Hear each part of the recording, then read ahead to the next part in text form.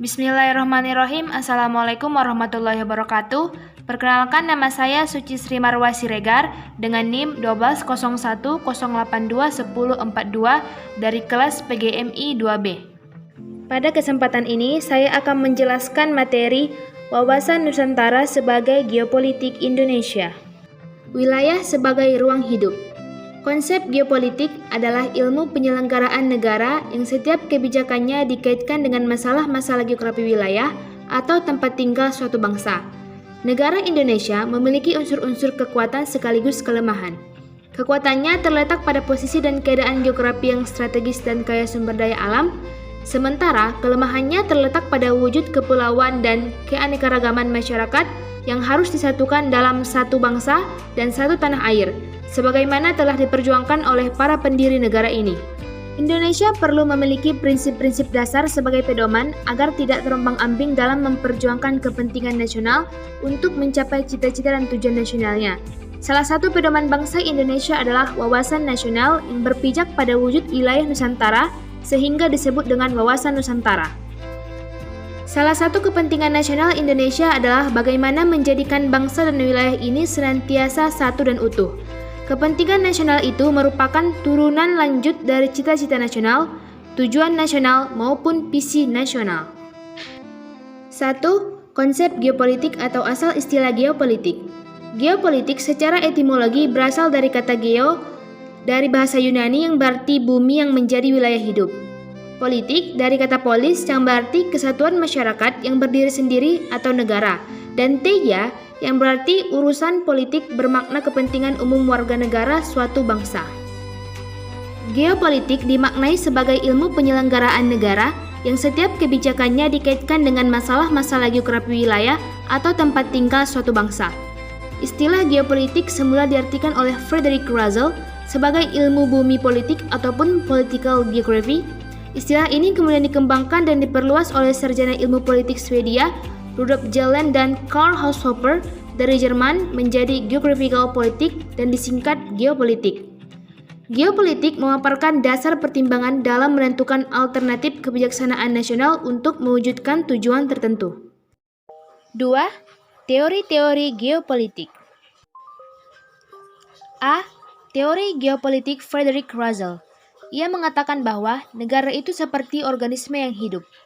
Negara identik dengan ruangan yang ditempati oleh sekelompok masyarakat. Pertumbuhan negara mirip dengan pertumbuhan organisme yang memerlukan ruang hidup atau Lebensraum yang cukup agar dapat tumbuh dengan subur. Semakin luas ruang hidup, maka negara akan semakin bertahan, kuat, dan maju. Teori ini dikenal sebagai teori organisme atau teori biologis. B. Teori geopolitik Rudolf Jelen. Ia mengatakan dengan tegas bahwa negara adalah suatu organisme, bukan hanya mirip. Negara adalah satuan dan sistem politik yang menyeluruh, yang meliputi bidang geopolitik, ekonomi politik, demopolitik, sosial politik, dan kratopolitik. Negara sebagai organisme yang hidup dan intelektual harus mampu mempertahankan dan mengembangkan dirinya dengan melakukan ekspansi. C. Teori geopolitik Karl Haushofer. Ia mengatakan bahwa jika jumlah penduduk suatu wilayah negara semakin banyak sehingga tidak sebanding lagi dengan luas wilayah, maka negara tersebut harus berupaya memperluas wilayahnya sebagai ruang hidup atau Lebensraum bagi warga negara. Untuk mencapai maksud tersebut, negara harus mengusahakan antara lain 1. Autarki, yaitu cita-cita untuk memenuhi kebutuhan sendiri tanpa bergantung pada negara lain. Yang kedua, wilayah-wilayah yang dikuasai atau fund regional. D. Teori geopolitik Halford Mackinder. Pendapatnya dikenal dengan teori daerah jantung. Dia mengatakan bahwa barang siapa menguasai daerah jantung atau Eropa Timur dan Rusia, maka ia akan menguasai pulau dunia yang meliputi Eropa, Asia, dan Afrika yang pada akhirnya akan menguasai dunia. Untuk menguasai dunia dengan menguasai daerah jantung dibutuhkan kekuatan darat yang besar sebagai prasyaratnya. Yang terakhir ada teori geopolitik Guy Lyodohet dan William Michel.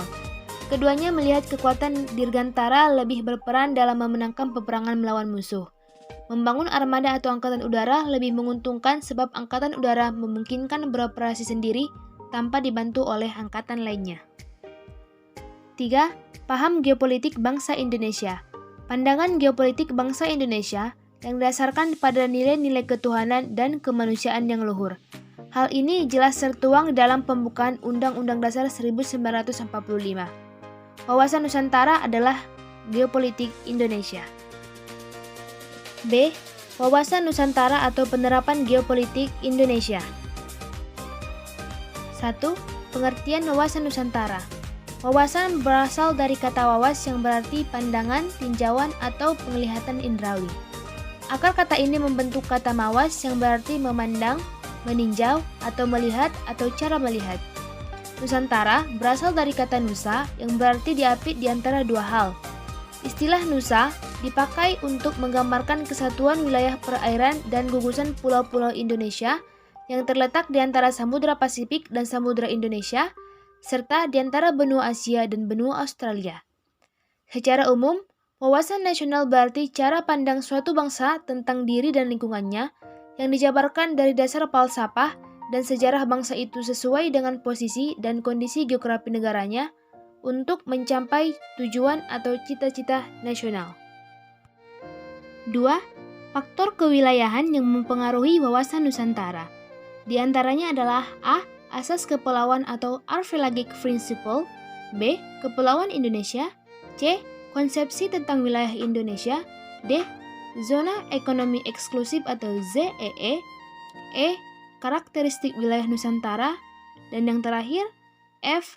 Perkembangan wilayah Indonesia dan dasar hukumnya. 3. Wilayah Indonesia. Indonesia terletak di benua Asia Tenggara pada koordinat 6 derajat lintang utara sampai dengan 11 derajat lintang selatan dan dari 95 derajat bujur barat sampai dengan 141 derajat bujur timur, melintang di antara benua Asia dan Australia atau Oseania, serta antara Samudra Pasifik dan Samudra Hindia. Luas daratan Indonesia adalah 1.922.570 km² dan luas perairannya 3.257.483 km². C. Unsur-unsur dasar wawasan Nusantara. Yang pertama, unsur wadah. Wawasan Nusantara sebagai wadah meliputi 3 komponen, yaitu 1. Wujud wilayah. 2. Tata inti organisasi. Ketiga, tata kelengkapan organisasi. 2. Unsur isi. Isi wawasan Nusantara tercermin dalam perspektif kehidupan manusia Indonesia dalam eksistensinya yang meliputi cita-cita bangsa dan asas manunggal yang terpadu. A. Cita-cita bangsa Indonesia tertuang dalam pembukaan Undang-Undang Dasar 1945. B. Asas keterpaduan semua aspek kehidupan nasional berciri manunggal, utuh, menyeluruh. Dan yang terakhir, yang ketiga, unsur tata laku. Tata laku wawasan Nusantara mencakup 2 segi, batiniah dan lahiriah. A. Tata laku batiniah berdasarkan falsafah bangsa yang membentuk sikap mental bangsa yang memiliki kekuatan batin. B. Tata laku lahiriah merupakan kekuatan yang utuh dalam arti kemanunggalan kata dan karya, keterpaduan pembicaraan, pelaksanaan, pengawasan, dan pengadilan. D. Penerapan wawasan Nusantara dan tantangan implementasinya. 1. Penerapan wawasan Nusantara. A. Salah satu manfaat paling nyata dari penerapan wawasan Nusantara, khususnya di bidang wilayah, adalah diterimanya konsepsi Nusantara di forum internasional, sehingga terjaminlah integritas wilayah teritorial Indonesia. B. Penerapan wawasan Nusantara dalam pembangunan negara di berbagai bidang tampak pada berbagai proyek pembangunan sarana dan prasarana komunikasi dan transportasi. Penerapan di bidang sosial budaya terlihat pada kebijakan untuk menjadikan bangsa Indonesia yang Bhinneka Tunggal Ika tetap merasa sebangsa dan setanah air, senasib sepenanggungan dengan asas Pancasila. D. Penerapan wawasan Nusantara di bidang pertahanan keamanan terlihat pada kesiapan dan kewaspadaan seluruh rakyat melalui sistem pertahanan keamanan rakyat semesta untuk menghadapi berbagai ancaman bangsa dan negara. 2. Tantangan implementasi wawasan Nusantara dalam era globalisasi. Yang pertama adalah nilai-nilai kehidupan baru yang dibawa negara maju dengan kekuatan penetrasi globalnya. Yang kedua adalah kesadaran persatuan dan kesatuan masyarakat mengalami penurunan. Dan yang terakhir adalah anak-anak bangsa belum sepenuhnya sadar bahwa sebagai warga negara, mereka harus selalu mengutamakan kepentingan nasional di atas kepentingan pribadi dan golongan.